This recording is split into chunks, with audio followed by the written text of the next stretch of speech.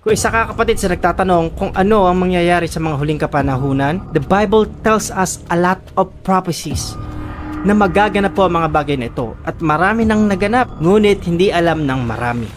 Ito ang 5 propesiyang gigimbal sa buong mundo. Can you imagine, naglalakad ka lang sa isang pangkaraniwang araw at magugulat ka na lang na biglang didilim ang araw, yayanig ang kalawakan at magugulat ang lahat dahil sa makikita nating propesiyang natutupad sa harapan natin. The entire world will be shocked for this epic and supernatural event na magaganap na rapture.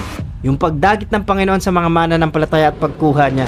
It is just the beginning of 5 most astonishing biblical prophecy event that can be fulfilled at any moment. For one, the theory about the Antichrist, claiming to unite the world with single authority, single government, and single religion. Tawag sa kanya ay Antikristo, lalapastangan at mangunguna pagdating po sa one world religion, one world currency, and one world government. Yung Antikristo nalilitaw sa huling panahon. Una, siya ay magpapakita na siya ay mabuti. Ito yung charismatic nature ng Antichrist, yung makukuha niya yung atensyon ng mga tao papalapit sa kanya. Hindi lang para sumunod sa kanya, kundi agawin niya yung pagsamba ng mga tao sa mga kinikinilala nilang Diyos. Pangalawa, dito siya magpapakita ng kanyang totoong nature, ng kanyang totoong agenda, yung pagiging suwail, yung pagiging kalapastanganan sa harapan ng Diyos at sa mga hinirang. Tayo natin yung 2 Thessalonians chapter 2 verse 3 hanggang 4. He has direct opposition in Christ. He will opposes Christ. He will persecute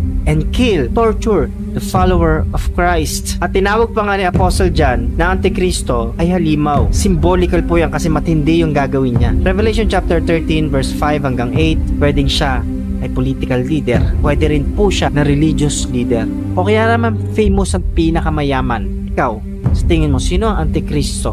The mark of the beast and the seal of God. Unahin natin yung mark of the beast. Mark of the beast ay 666. Nakalagay yan sa Revelation. Yan yung numero ng Antikristo at ni Satan na itatatak sa mga tao. Symbolical or literal, pero magaganap po. Kasi sa panahon natin, kitang-kita natin yung mga pwedeng gamitin ng mga system. Barcode, tattoo, chip implantation, pwede pong gamitin yan. Yung AI, yung technology, napakarami po. Revelation chapter 13 verse 16, pagtatatak ng numero ng halimaw sa mga tao, it's not just an economic control. It's a public declaration to worship and submission to the Antichrist. Revelation chapter 13 verse 18, para naman sa seal of God, meron palatandaan na makikita po sa kanilang forehead. Hindi mark of the beast, kundi selyado ng Panginoon sa mga tribulation saints, dun po sa tribulation period. The seal of God is not just a seal, mark of a divine protection and identification from God, ensuring the faithful will remain, that offers hope and security sa tribulation period. Naniniwala mga eschatology sa mga huling panahon na magaganap pagdating po sa tribulation period, sa mark of the beast, sa lahat ng merong tatakpo ng numero ng halimaw na 666 sa noo at sa kamay, sila po yung tatanggap ng lahat ng salot. Pero meron pong i-spare ang Diyos sa lahat ng may seal ng Panginoon. Ito yung huling labanan na magaganap sa buong mundo. The Battle of Armageddon, the battle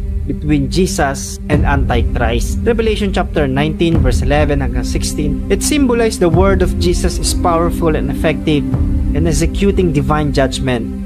The final confrontation. Revelation chapter 19 verse 15. The representation of the word of God which powerful and penetrating. The sword symbolized as judgment ng Panginoon, yung lumalabas na tabak sa bibig ng kordero. Doon sa nakaupo po sa puting kabayo, the complete defeat of evil.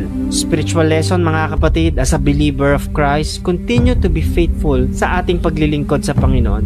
Dahil sa huli, matagal na pong talunan ang gawa ng kaaway. Tinalo na ng Panginoong Hesukristo. Kaya nga po, sa ating paglilingkod, darating sa point na tayo ay manghihina, tayo ay masasaktan, sisiraan ng loob. Tatandaan nyo po, matagal nang talunan ang gawa ng kaaway. Tinalo na ng Panginoon, ng kordero ng Diyos, ng hari ng mga hari at Diyos ng mga Diyos. Sino po yun? Yun yung ating pinaglilingkurang Panginoon. The second coming of Jesus Christ. Bago po yung Battle of Armageddon, ito po yung hudyat muna.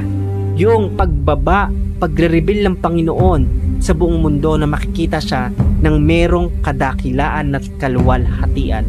It's not a secret. I-reveal ng Panginoon ang kanyang sarili sa lahat ng mga hindi naniwala at nagmak sa kanya. Papakita niya kung sino talaga siya. Kung siya nakita o sinimbolize na tupa, kordero sa first coming na siya ay pinako sa krus upang tayo itubusin, second coming of Jesus Christ, siya po ay hahayag na the Lion of Judah. Matthew chapter 24 verse 31, meron daw pong maghihinagpis. Bakit po? Sa hirap ng nararanasan nila.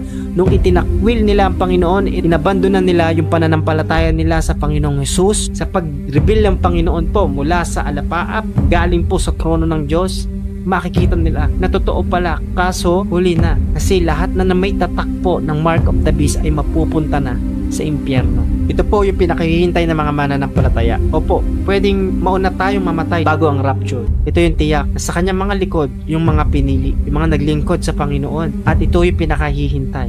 Kaya po, marami po ang tatangis pag nakita ang Panginoon. Ang bagong Jerusalem, ang templo ng Diyos, ang tahanan ng Diyos, the dwelling place of God. Yung follower ng Panginoon, yung believer niya, yung children niya, yung mga servant niya, they will dwell in the house of the Lord forever. Revelation chapter 21 verse 1, it's not just a glimpse po na pinakita kay Apostle John at kay Prophet Isaiah. It shows the redemption and renewal of God for His children. Fully realize the kingdom of God. Wala akong nakitang templo sa lungsod na iyon dahil ang pinakitang templo ay walang iba kundi ang Panginoong Diyos na makapangyarihan sa lahat at ang tupa. Hindi na kailangan ng araw o ang buwan sa lungsod dahil ang kapangyarihan ng Diyos ay nagbibigay ng liwanag at ang tupa ang ilaw doon. The New Jerusalem is the ultimate expression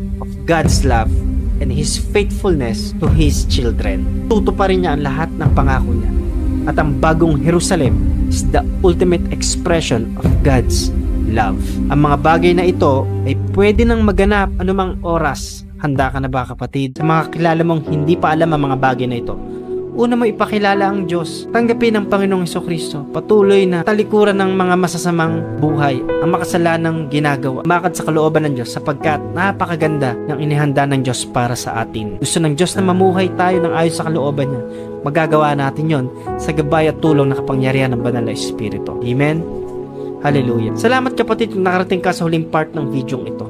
Hindi lang ito para ma-fulfill yung curiosity natin pagdating po sa end times, kundi patuloy na matransform tayo mula dun sa pangit na pag-uugali maging mabuti sa tulong ng kapangyarihan ng Diyos. Maling pananaw ay palitan ng maka-Diyos na pananaw at tayo ay makatalikod po kung meron pa rin tayo nagagawang kasalanan sa oras po na ito. Nung balik tayo sa Panginoon, wala na pong maikukumpara sa inihanda ng Diyos at ginayak ng Diyos para sa mga nagmamahal sa Kanya. Minamahal mo ba ang Diyos? Mamahal ka ba sa Panginoon? Let me know in the comment section.